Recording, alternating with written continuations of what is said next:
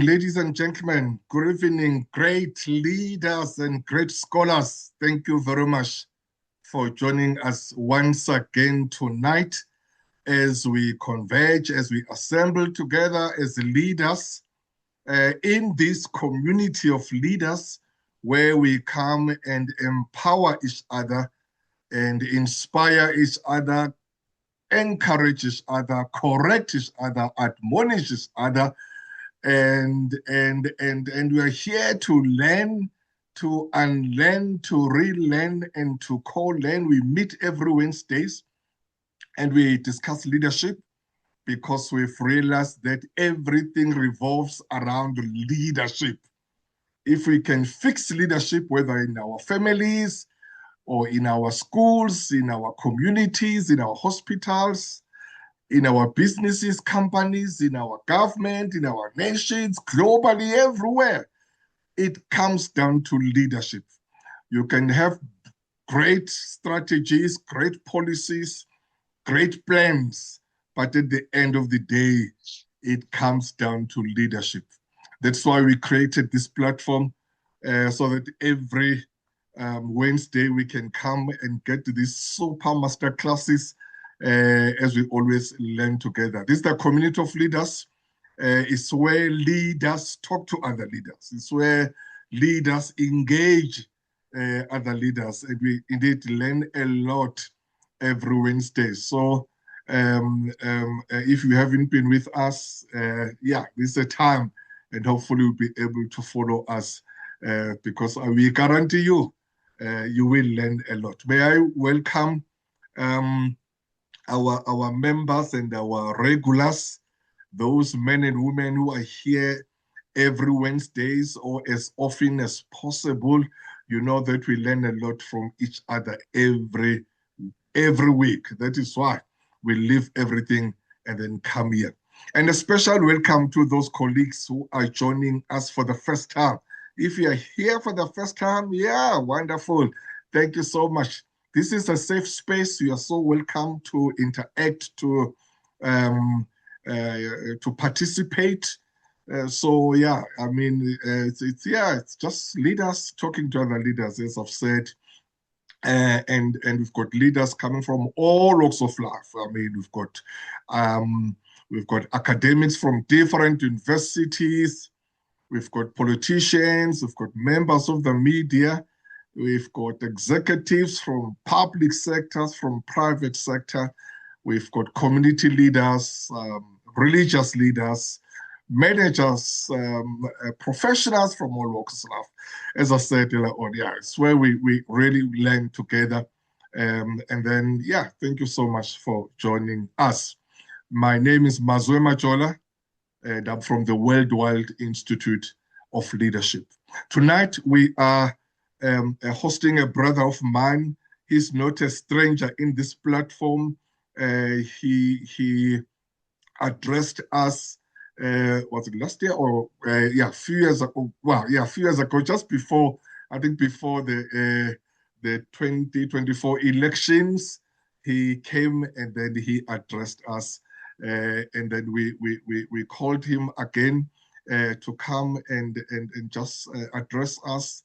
And we are so grateful and humbled that some of you who are following news, you might have seen that they're all over the country. They were in KZN, they were in Cape Town. I don't know, I think he's still in Cape Town or in KZN, going around. So when he accepted my invitation, I was so touched because I know that really they are so busy during these days. But he just talked to the servant, people who understand that they're here to serve the nation and just to come and share the information so that we can assist the IEC whenever people are asking certain questions. We can also say, no, but he came, he spoke to us, we understand why it's like this. And also, you are here just to ask whatever question you may have, so that you can hear from he's not a horse, but from horse's mouth. So we are creating this platform so that we can engage with our leaders at this level. My brother Sy Mamaoulo, thank you so much, brother. Thank you so much for availing yourself again, as I said, to that you understand this platform. These are your people. You addressed them before. They are so looking forward to hear from you. Everyone is so excited, my brother. But really, as I've said earlier on, thank you so much for making it happen. We don't take this for granted. We know that you should be very tired wherever you are, or you might have maybe stop certain meetings. That was very, very important just to come and engage with leaders here. So we don't want to give you time. You can address us then, as you know. Then after that, then we engage you with questions and answers, and then some conversation. Over to you, my brother. Thank you so much. By the way, those who don't know, Sy Mamaoulo, he's the Chief Executive Officer of the Independent Electoral Commission, IEC. So he is the main man. He is the main person when it comes to elections, what happens there, whether MKP is complaining that they didn't get their good results, whether it's whatever, anything that has to do with elections. That is why even now they've started going to different regions and provinces just to galvanize voter registration. And obviously you will tell us more about that, so that we can see how we can partner with you and help you, because we need as many people as possible to register there. And then we will talk obviously after your talk. Over to you, my brother. You can address us now. Thank you. Thank you, Prof, and good evening, everybody on the virtual platform. It's a good opportunity for us to be engaging with opinion makers in many different facets of life. So we are really happy that it's possible for us to join this evening. I'm going to be talking the timelines and the preparations that must be undertaken to give the country an election, a local government election.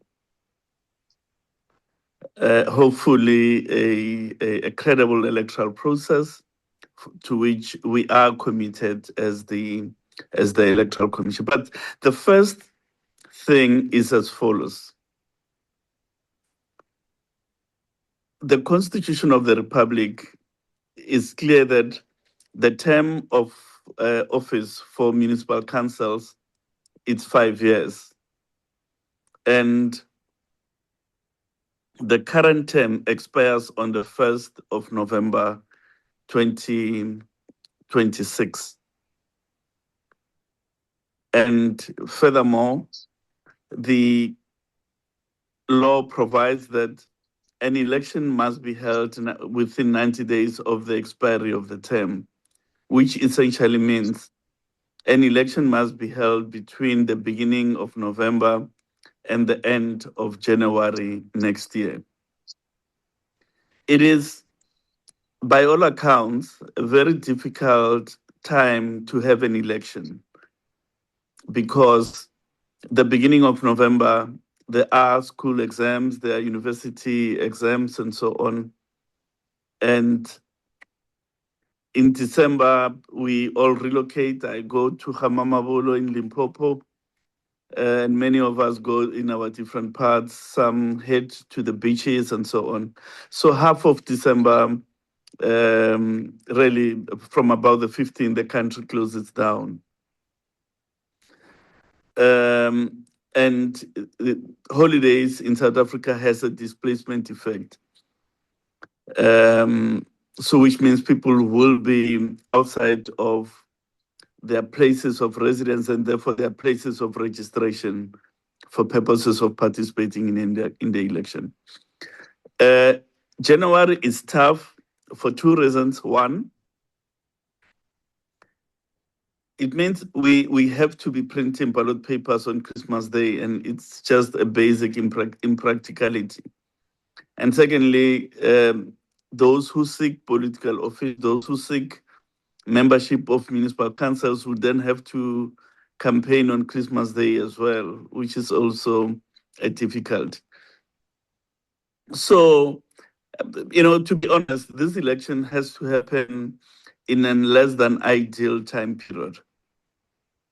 But it has to be done because in 2021, the Concord had already told us that you can't postpone beyond the 90-day period an election. It really has to happen within the 90-day period. So you can't give it more life than is constitutionally permitted. So the authority responsible for calling these elections is the Minister of COGTA, who happened to be Minister Velenkosini Hlabisa. But he does so having consulted with the Commission, and I can confirm that those consultations have been had and almost concluded. In our view, the Minister is now in a position to at least announce the date of the election. So, although we don't know the precise date on which he's going to announce, we believe that is going to eminently happen. The announcement. I'll come back to the issue of announcement vis-a-vis proclamation of the election date. Then the next item I want to deal with is the wards, because municipal elections have a territorial component, and that territorial component finds expression in a ward. A ward, as we know, is a geographic entity in which an election happens.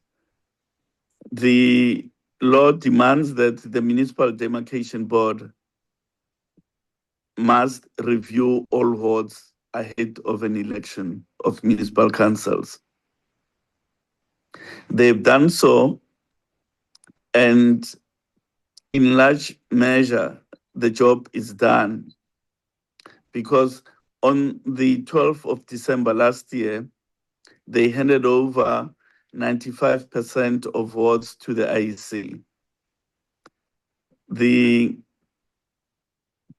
95% of all wards were received, therefore, by the IEC in December last year.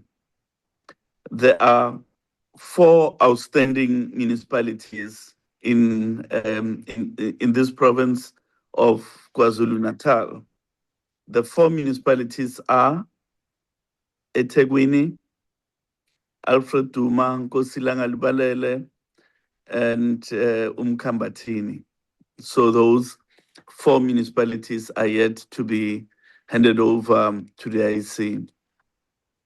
The reason they've not been handed over is there was litigation against the board as it relates on a matter related to the determination of outer boundaries of municipalities. But those disputes, those legal disputes have since been resolved, and the board is now in a process of finalizing the ward demarcations. We will have those final wards submitted to the IEC next week on the 29th of April. Overall, there's about 4,400 wards across the country. 4,400 wards, give and take, around the country. The next phase of the process is to integrate the new ward demarcations into our GIS system to ensure that there is alignment between our voting districts as well as voting stations, there's alignment, because some of the times when the board does the determination of wards, they do in fact go over voting district boundaries. And we now need remedial action to ensure that we have an alignment project together with municipal political liaison committees. Now, that job we are about to conclude at the end of May. But an important component of that is agreeing on the suitability of voting stations. It sounds quite banal that we're dealing with the choice of voting stations, but more often than not, a week before an election, you will receive representations to the effect that the choice of voting station is inappropriate for one or the other reason. Now, we're really saying to political liaison committees on the ground, this is an opportunity to deal with that question. If the IEC proposes this facility, and you believe there's a better facility within the voting district, this really is the opportunity to engage on that and find one another. So we will conclude that process, as I say, at the end of May. Then, after the May deadline related to the redelimitation of voting districts and the identification of voting stations, we go into the voter registration drive, so to speak. And in terms of the voter registration drive, there are three major initiatives.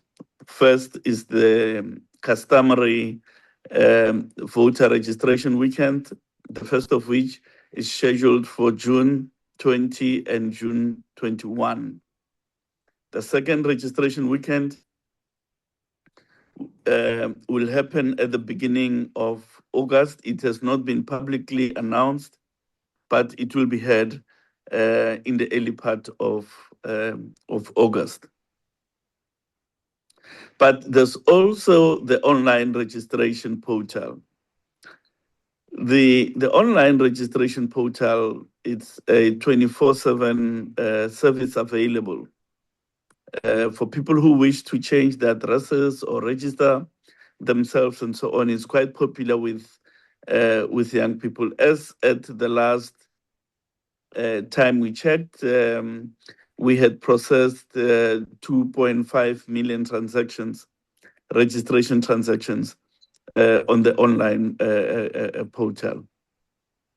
We do think that if we are able to zero rate it such that it is available without the charging data to the users, it would even enjoy greater use, but especially by young people throughout the country. So it is our intention to spare no effort to ensure that we engage with cell phone companies, your telcos, with a view to getting them to zero rating the service. We anticipate that we would have just over 28 million voters on the register by the time we conclude the registration process. And our expectation is that the Minister of COGTA will legally proclaim the election date around the middle of August. Now, a legal proclamation has some consequences. The first consequence of the legal proclamation of the election date is that the voters' roll closes on the date on which the election is legally proclaimed. The election date is legally proclaimed. Two, once the date is proclaimed, it is incumbent upon the commission to issue an election timetable. Now, an election timetable is essentially a document that says particular electoral activities must be performed by particular dates and deadlines. For instance, it would say the chief electoral officer must publish the voters' roll and have it publicly inspected by a date. Anyone who may be aggrieved by the manner in which the voters' roll is constituted can launch an objection by a particular date. The commission must consider those objections by a date, and then the chief electoral officer must then certify the voters' roll by a defined date. Similarly, it will say when parties and prospective independents must bring their nomination documents, and so on and so on and so on, when special votes applications must open and the like. Now, coming to candidates, in 2021, we had 95,000 candidates who were contesting for just over 10,000 municipal seats available, municipal council seats available. On this occasion, the number of municipal council seats available has not dramatically changed since 2021. So it remains almost unchanged from 2021 at just over 10,000. It is, however, our expectation that the number of candidates are going to increase. The 95,000 that we had in 2021 is going to increase and surpass the 100,000 mark, because our own assessment is that there is a greater number of people who are offering themselves for political office. The indication can be deciphered also from the number of political parties that are registered. As at recently, we had 508 political parties on the political party register. Of course, not all of them would take part, but on any single configuration of ballot paper,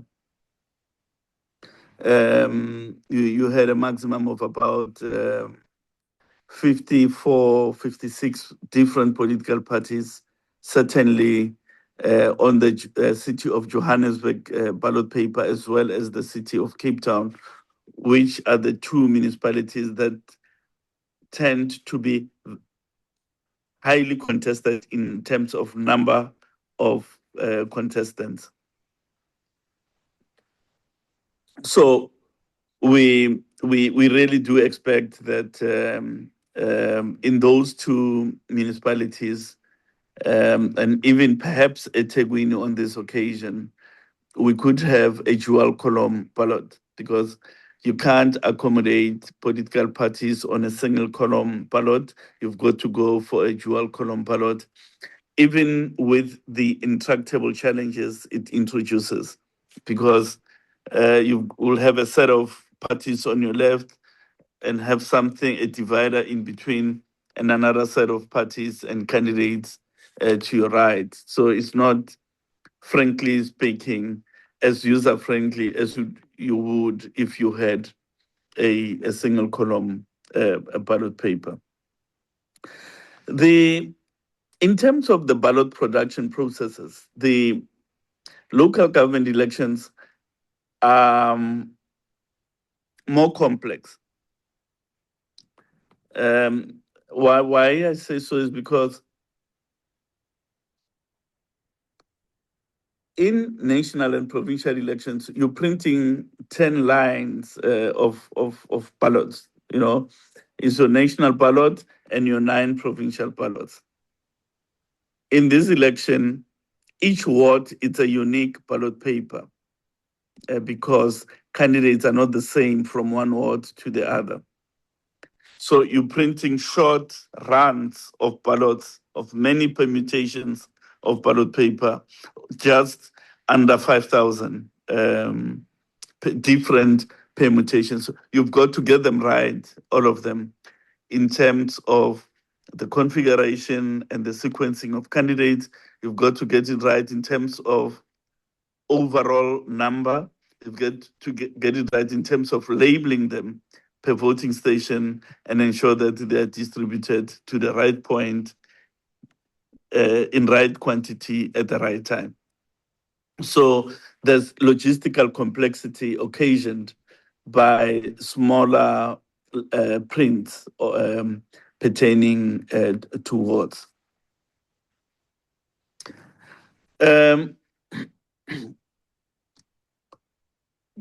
The issue of special votes, we will again have special votes in the 2 days preceding election day. That is to give South Africans who are in special circumstances an opportunity to take part in the electoral process, but also people like anybody, like the media and so on, people who may have to vote earlier, so because they may be engaged elsewhere on election day, they'll have that opportunity to do so.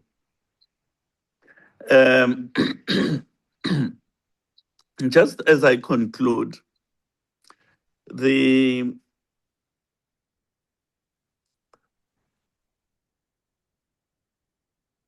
we have conducted a study to look at the attitudes of voters towards the forthcoming election. And we find in that study done by the HSRC that the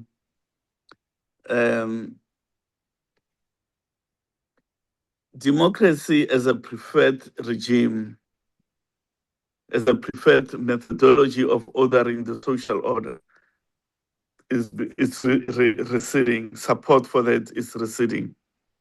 In fact, there's a fatalistic view that says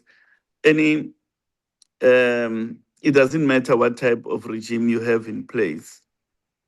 And people link that position because of their socioeconomic circumstances. So, we're going into an election against the backdrop of people who are, if you like, signing out of the democratic project of the country. And we have a big responsibility, certainly as the IEC, but we have a big responsibility as institutions of governance, parliament, the executive, traditional leaders, and all role players to ensure that people remain engaged in the democratic project, because the alternative it's ghastly. We really have no other alternative but to make local democracy work for people. Of course, some of these things are outside of the statutory purview of the Commission. The Commission is an election administration. It's an election management body, and it may not involve itself in political matters of political consideration. Those entrusted with that responsibility have to do what the Constitution calls upon them to do, which is the provision of services to people and the provision of opportunities. Prof, let me leave it at this for now. I'm sure there will be questions from the line. We can then look at those and respond to them. But may I thank you, therefore, for your audience and really for availing yourself to hear the preparations for the forthcoming elections. Thanks. Well, thank you. Thank you very much. Thank you very much, my brother. Thanks a lot. That's very helpful.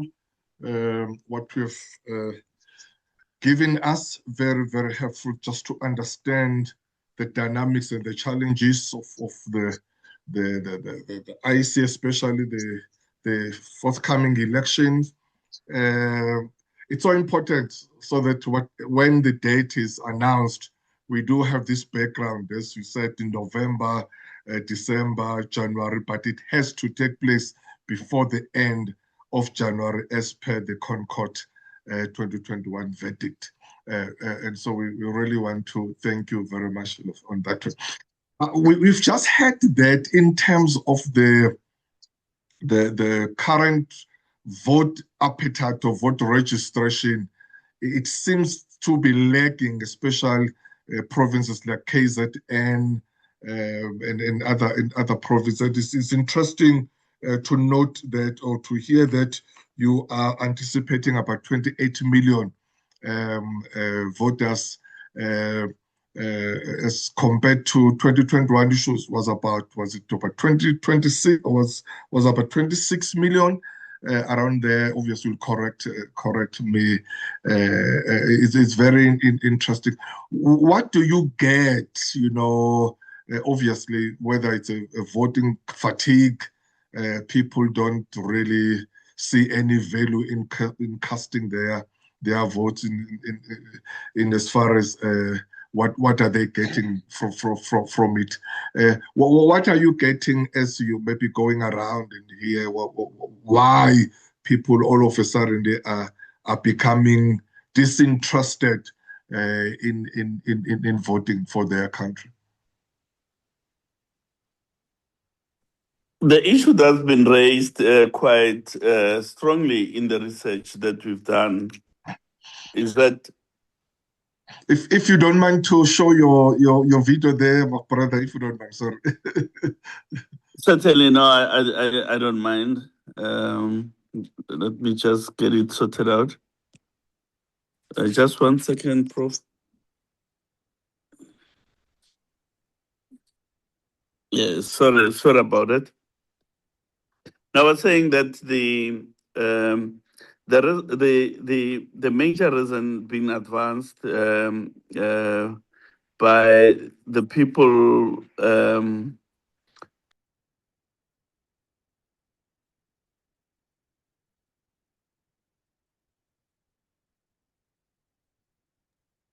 Have we lost Sy Mamaoulo? What happened? I'm sure he will come back. Something just happened there. But as we've just heard, that definitely the local government election will take place between November and January. It has to take place in 90 days within the term or after the end of the term. The current term will end the first or in November, and then after that they will have to take the elections. Over to you, my brother. Yeah, no, sorry about that. No, I was saying that from the research that we've done, an issue that is emerging to be prominent, it's the socio-economic conditions of people. People are saying, we've been participating for the last 30 years or so, but we've not realized the benefits of democracy. Democracy has not given us any dividends. More especially the young people, the youth, who have a disproportionate burden of unemployment and so on. They say even with qualifications, they are not guaranteed employment opportunities. So that's really the biggest issue. The second issue really relates to matters of corruption as well as the nature of the politics. People think that the type of politicking in the country does also not find expression with their aspirations and so on. Those are some of the key themes that emerge from the research, but the biggest one really is the fact that there's not been sufficient democratic dividend for many people.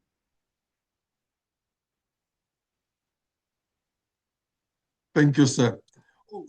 Who is responsible for voter registration? I know that even last year, or rather the last elections in 2024, obviously the turnout was not good and as compared to those who have been registered. And I remember some political parties were really criticizing IEC, that IEC was not prepared enough. They didn't do what voter registration or registration must be done by IEC, but in terms of voter education, the awareness, making sure that people do come to cast their vote, because you guys, you managed to register about 26 million, but those who came to vote, did you have any control to really to go and to say those who registered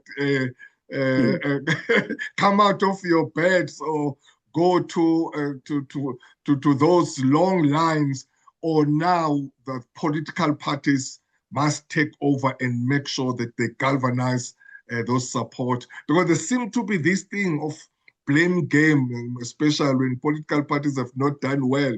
They will say no, but people didn't come to vote, to cast their votes because IEC didn't do this and that. Your role and your responsibility, where your control, where can you come, and then where do the political parties come in? Prof, it has to be a partnership, I think. The IEC has the statutory responsibility to register voters and maintain a voters' roll. And in that regard, we are preparing at great cost to the country 2 general registration weekends to ensure that a person can walk to a voting station in their community. A short walk to you are at your voting station, you can register and so on. So in a sense, opening registration stations is to equalize access to the political to the electoral process, so that you don't need to have data to register. You don't need to get into a taxi to register. It has to be a voting station in your community to which you can just wake up and walk to the station. So we take that responsibility seriously, to the extent that we have added another modality of registration, which is the online registration system, where you can do it in the comfort of your home. And like I indicated in my earlier input, we are seeking means of, at least for a duration, to zero rate that facility, the online registration portal. And then with regards to voting, we consider it our duty as well to ensure that the voting process is efficiently managed so that people don't have to stand for long in the queues. They come, your ID scanned, given ballot papers, cast your ballots, and leave and go do other things that you may have to do. So the logistical and the mechanical aspects of running an efficient election is at our doorstep, and in that regard, we have to register improvements so that the process work quick for people. The people don't have to spend inordinate time at stations in the queue. But ultimately, the voters' choices to come and vote are influenced by factors that are outside the purview of the commission. Whether people are employed, whether people see the benefits of democracy in terms of socioeconomic benefits, those things are extraneous factors which the commission can really do little about. So our delivery as a democracy, our ability to deliver public services for people in a manner that enthuses them or in a manner that they see the benefits of participation, it's a matter that it squarely falls within the realm of political players and not in the electoral administration. Thank you, sir. Thank you very much. Ladies and gentlemen, we can engage with the speaker now. So you can raise your hand, and then you can we can ask question, or you can do it via chat room. I see there the chat. Okay, Rosang there. Greetings. Tuli Mpuche. Tuli, would you like to express yourself there, my sister, or you want us to read your comments and question there? You can, if you're okay, you can show your video. If you're not okay, you can just talk. Or do you want us to read your question, Tuli? Yes, good evening, Prof. And good evening, Mr. Mamabolo. Thank you so much. We appreciate you coming out and having this conversation with us. Prof, those comments there, they're probably a bit contentious. So Go I ahead. wrote, because Go I ahead. didn't. This is a safe space, my sister. Go ahead. We are protected. Go ahead. Yes. So I think it's 2 points really, and I'm not. Look, I'm interested in politics, but there may be blind spots. So excuse me if my questions are misinformed. So just at the point around democracy, and really, if one thinks about where the country is coming from, you don't want to take for granted what democracy has afforded us.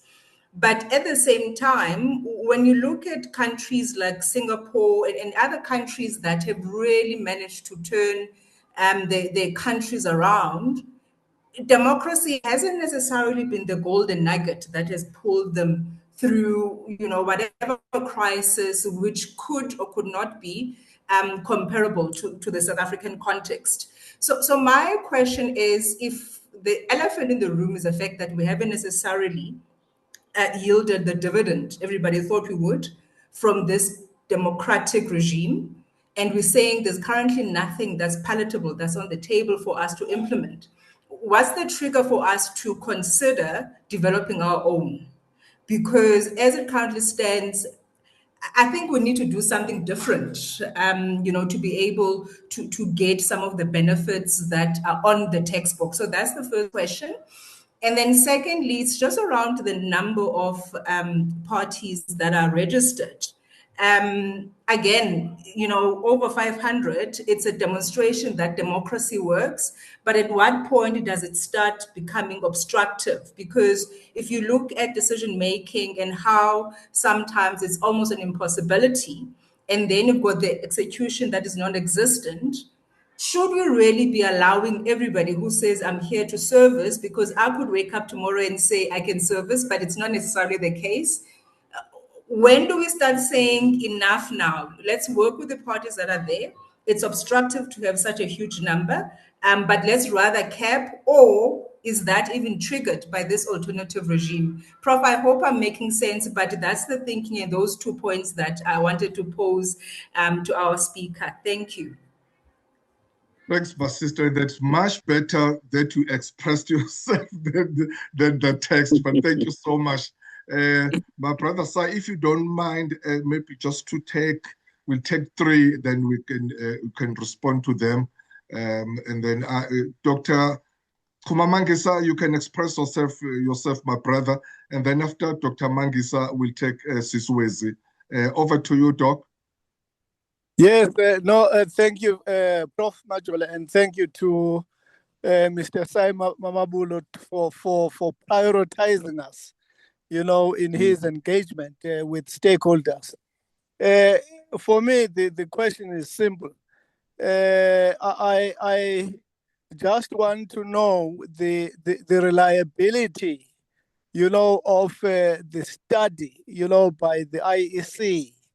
By the CSIR, such that the IEC was able to strategically respond, to or action the recommendations thereof, as a result of the findings of the study. The sampling, the sampling strategy, how big or small, the sample is, such that we can say, yes, indeed, what we have received from CSIR, it talks to exactly the challenges that the country is facing in as far as elections, or election management is concerned. I, by no means, Prof and the audience, doubt the competence of CSIR. It's a powerful institution, but I think it's good that at least we understand, where the research methodology, so that we are comfortable as well that which they gave to us, indeed, it makes sense, and the results or the findings thereof are reliable and they can be extrapolated, for the entire population of the country. Thank you so much, Prof.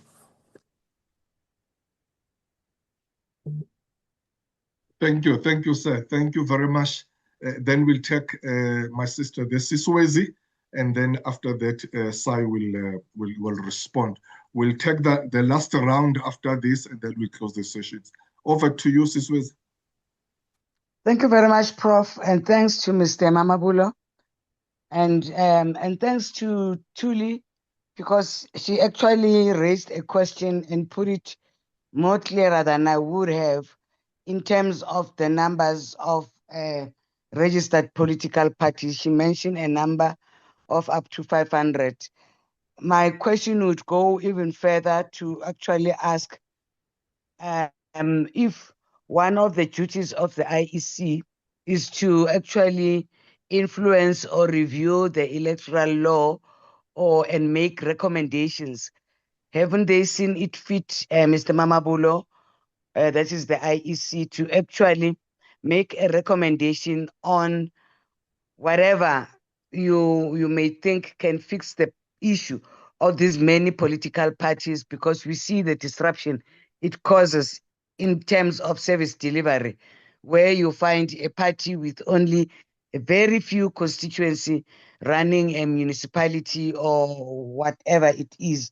So I'm just wanting to find out, haven't you seen it fit to seize the opportunity to say, we've seen how the number of political parties moving up to 500 creates havoc in as far as the running of the country provincially and in at municipal level is concerned.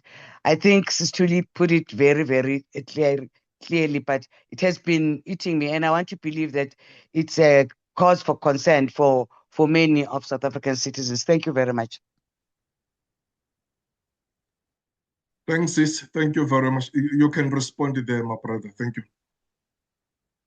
Yes, perhaps let me start with Dr. Mangisa's question about the how the study was structured. It involved 3,500 interviews that were conducted face-to-face between the period October 2025 and February 2026. It involved 500 small layer areas akin to enumerator areas used by Statistics South Africa. The data was collected over a 6-month period, between, as I said, between October and February this year.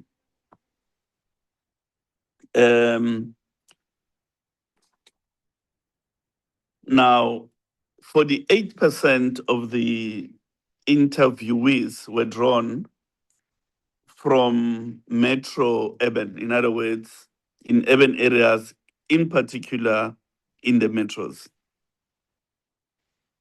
24% of adults were drawn from non-metro urban, in other words, local municipalities and so on, which are in urban centers. And then 27% of adults were drawn in traditional authority areas. And lastly, the 3% was drawn from commercial farms, those people who live on commercial farms. So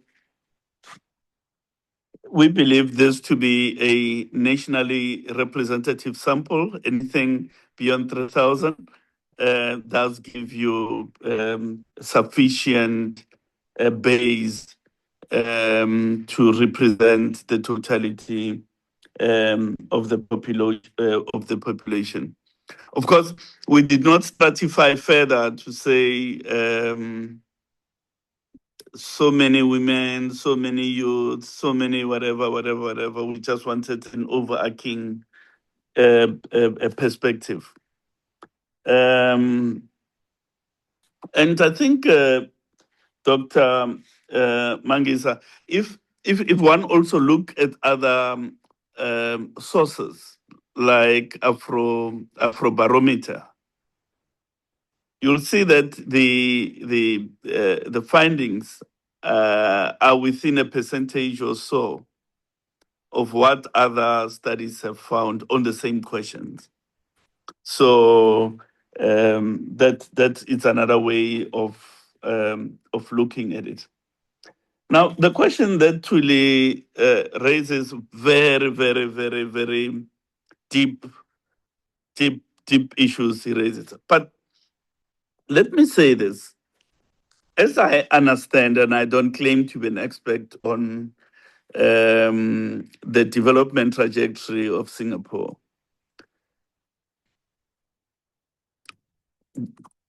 their development appears to me to have been driven by a political leadership that had a clear vision, clear economic vision as to where they wanted to go. And there was almost a national consensus about that vision. And there was a national discipline to say whatever discomforts them, whatever national discomforts there may be, but this is the course we've charted for ourselves and will not be distracted in the articulation of that vision and in the realization of that vision. Those are things that are missing, or things that we've not done well at in the past 30 years or so. The nature of our politics in South Africa are such that we disagree on even what the vision ought to be. We have a national development plan, yes, we do. But how to get there, we are all disagreed. The nature of our politics is such that we can't build a consensus on anything. So in Singapore, there may be opposition parties, there may be this and that, but there was one clear national vision to which, even if, I don't know their politics, even if there was a change of government, such change of government would not detract from this one national vision. And in that national vision, the unions would be committed to say, yes, we need to improve the lot of the workers. It's our primary duty as a union, but it can't be at the expense of the national project. That, in my humble view, it's what is missing in our system.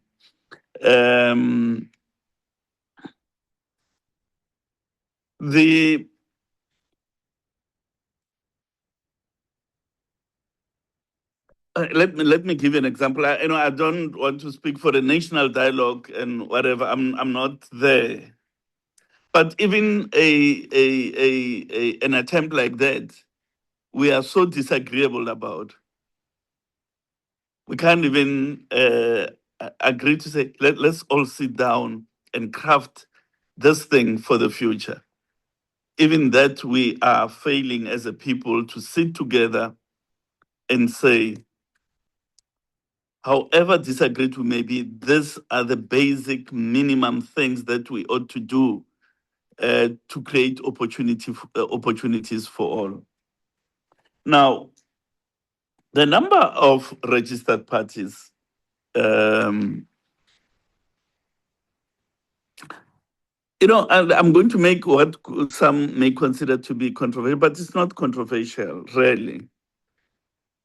We adopted the Constitution in 1996. We promised certain things about in that Constitution, our human rights, this and this and this.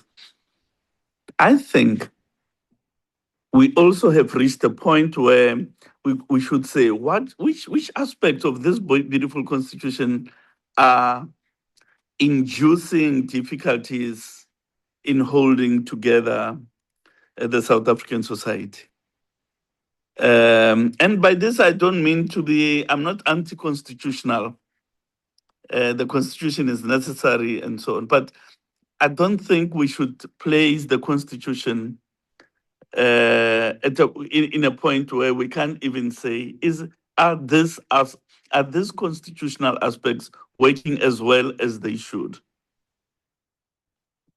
Let me give you we are here in KZN on a stakeholder management process, and one of the questions that was put by civil society to us today was,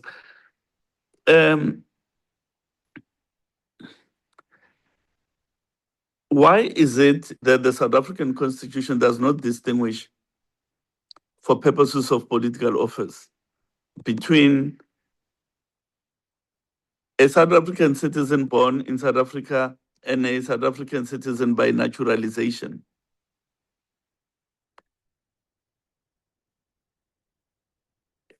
Because as matters stand, in years to come, it's possible that you're going to have a South African president who is holding political office of premier, mayor, whatever, but it's a naturalized person.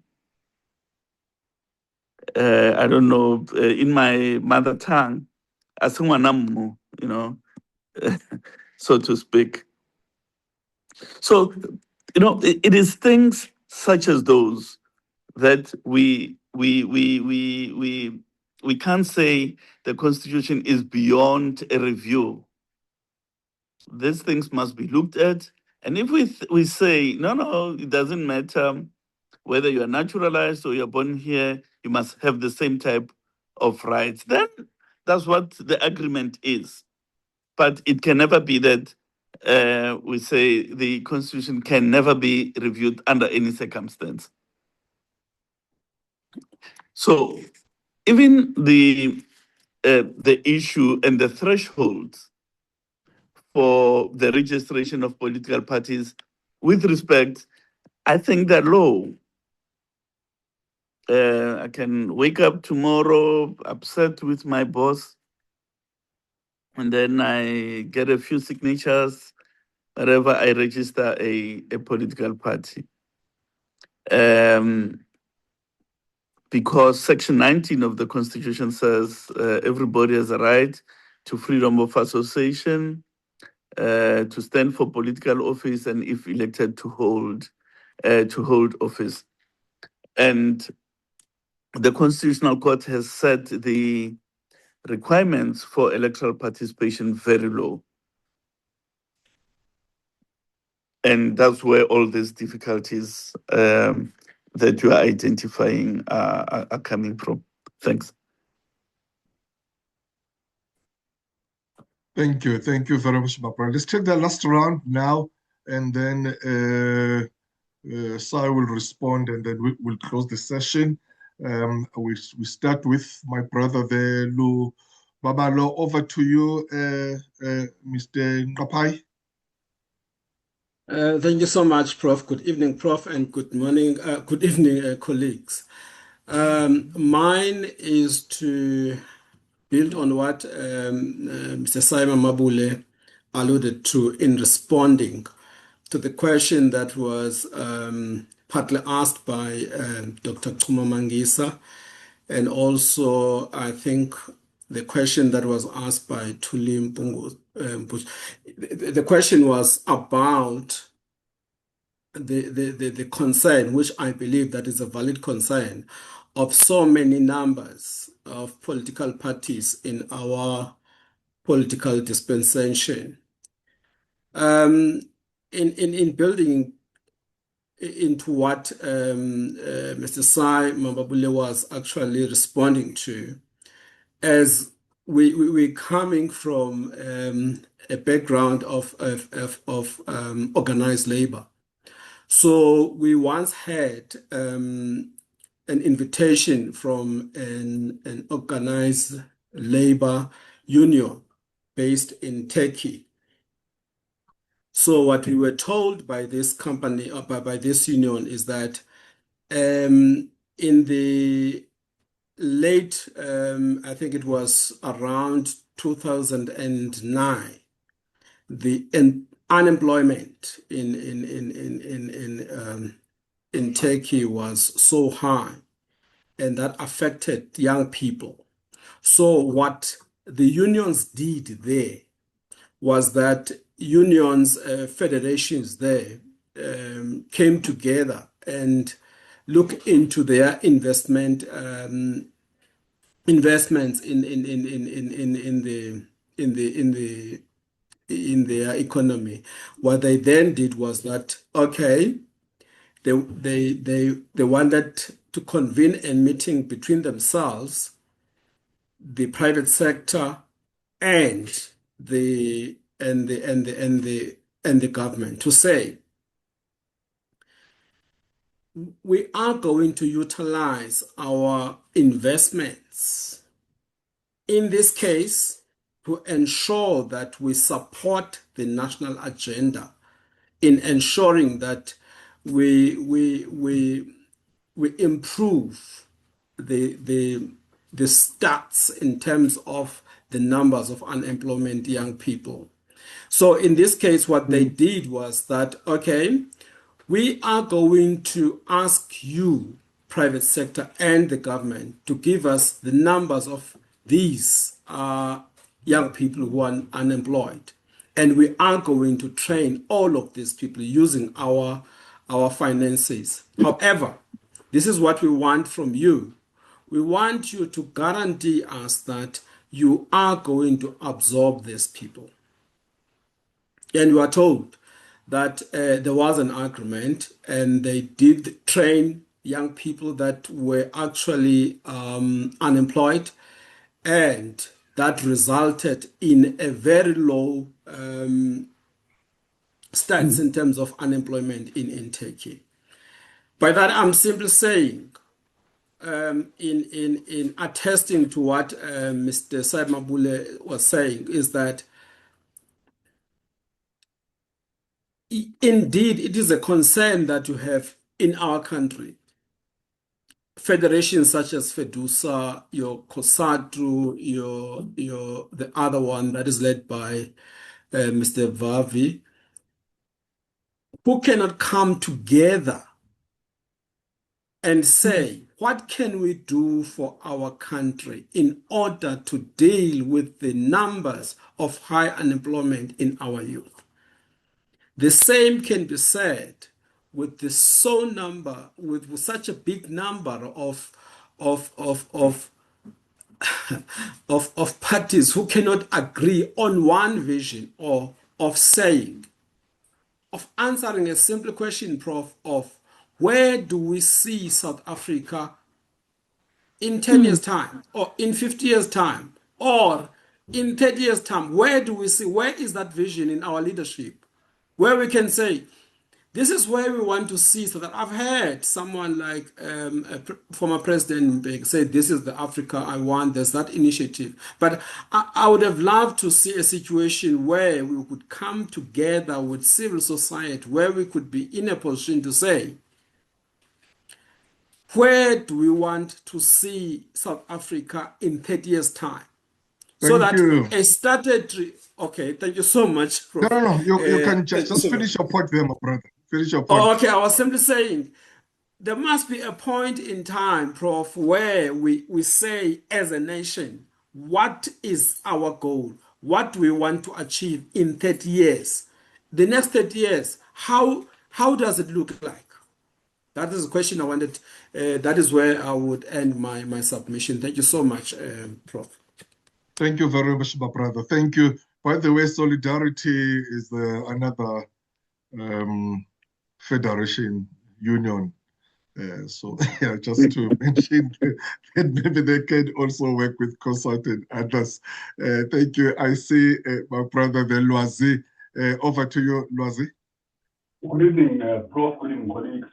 Mine is very short. To Sy, what role does the IEC play in voter education to obviously increase the voter turnout, particularly for the youth? And if you do play a role, I mean, what avenues do you use? Because I think in the last election, the voter turnout, particularly for youth, was quite low. So what is your role? And I'm taking back to, I suppose, 1994, the first elections. There was quite a lot of billboards, etc., driving people to the polls. Where are you at this point? Thank you. Thank you. Let's just check if there are any other issues there in the chat room. Also, that was Loazi, and yes, okay, we've got Victor Songelwa. Thanks, ICCO, Mr. Mamabolo, for this presentation. Good timing. And thanks, Prof. Major. As always, it looks like too much democracy is bad for democracy. E.g., so many political parties, including independents, hence a lack of consensus on anything. No question, just a comment. Thank you, there, my brother. Thank you. I think, my brother, sir, you can just respond to these comments and questions, and then after that, if you can just give us your parting shots, and then we close the session after that. Go ahead, my brother. Yes, I think Lubabalo is making a very good point, and I can't agree with him more. That, you know, we have investment companies of trade unions, but even those companies are behaving like capital and not having a corporate behavior that is transformative and so on. Because Lubabalo is right.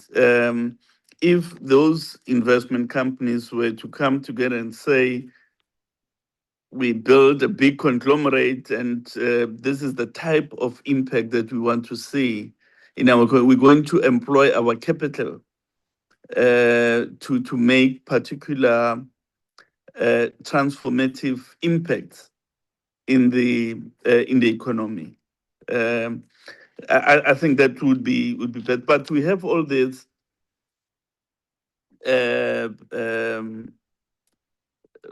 investment companies that unions own, even some political parties and so on, but they behave no different than pure capital. And I mean, the other dimension of what Babalo is saying is that shouldn't the union be using the money they hold in reserves for training? Mass training in ICT skills, financial services, and those types of things, in technical skills which the economy is calling for. So I that submission that is made, I'm totally in agreement with him. And then the last question from Loazi about voter education. You see, we're dealing with a different phenomenon here. The issue we're dealing with, it is not that voters do not know what is it that they need to do to register, what is it that they need to do to go to voting stations, when, what time, and so on. The question is a much deeper question. Citizens, voters are saying, whilst I know how to register, whilst I know how to vote, to make the a technically correct mark on my ballot, the issue is the extent to which democracy is able to impact on my social and economic circumstances, such that motivates me to wake up to go and vote. That's really the deep question that is being asked of South Africa's democracy.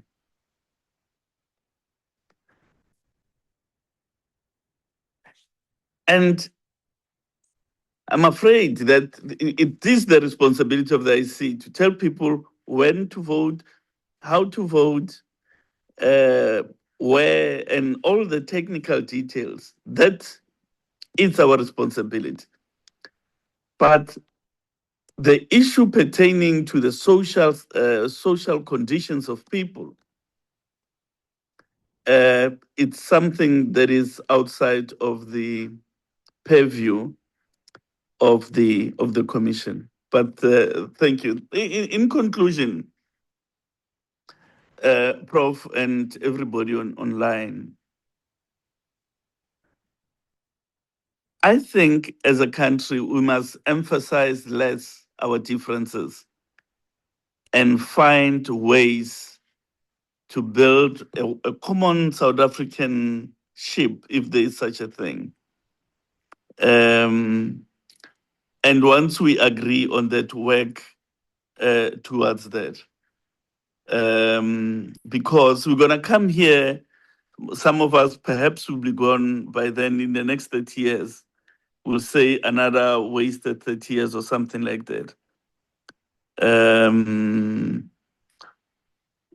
Whereas if we have one common vision that says, even if we disagree on many things, but on these basic elements, there cannot be any equivocation. There cannot be any difference expressed. Until we do that, I think it's going to be difficult. But thank you very much for the opportunity and for the engagement. Ngiyabonga.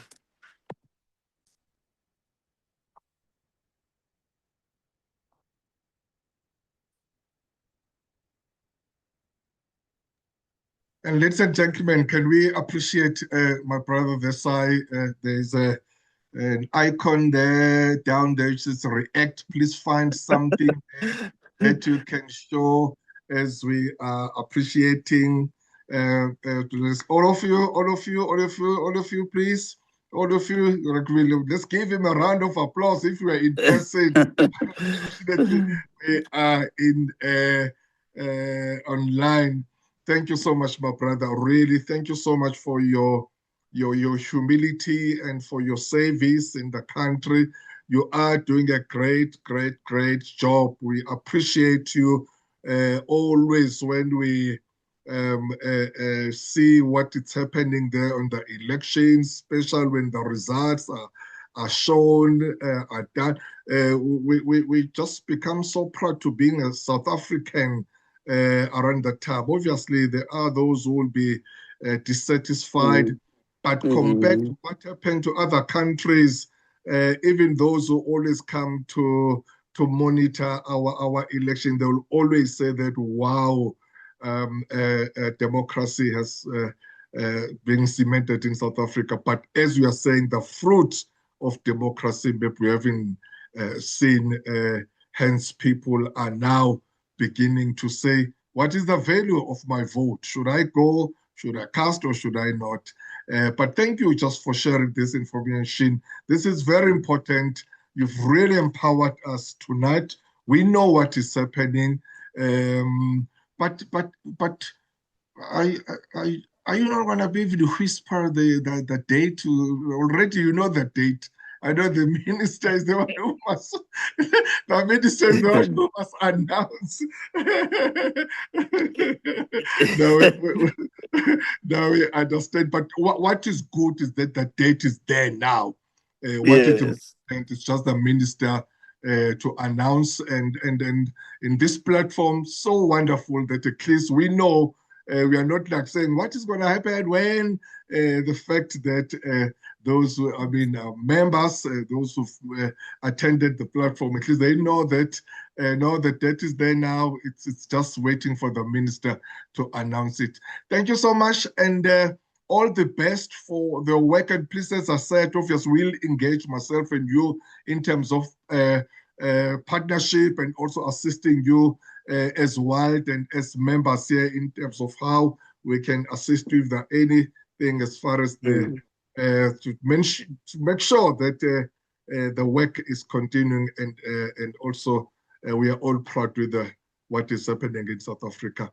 But we will engage. Ladies and gentlemen, the session is now. Thank you so much, my brother. Bye-bye. And I know that you still have a lot to do. Yeah. No, thanks. Thanks, Prof. Bye-bye. Bye. Thank you. Thank you, sir. Thank you. Bye-bye. Bye. Ladies and gentlemen, the session is adjourned now. Let us meet again next week, Wednesdays, or the Wednesday. For those who've joined us for the first time, we meet every Wednesdays. Again, next week, we've got a powerful speaker. We'll be discussing a very interesting topic. So please do join us again. May God bless you, and may God bless our beautiful continent, Africa. Nkosi sikelele Africa. Thank you so much, and goodbye. Bye. Thank you.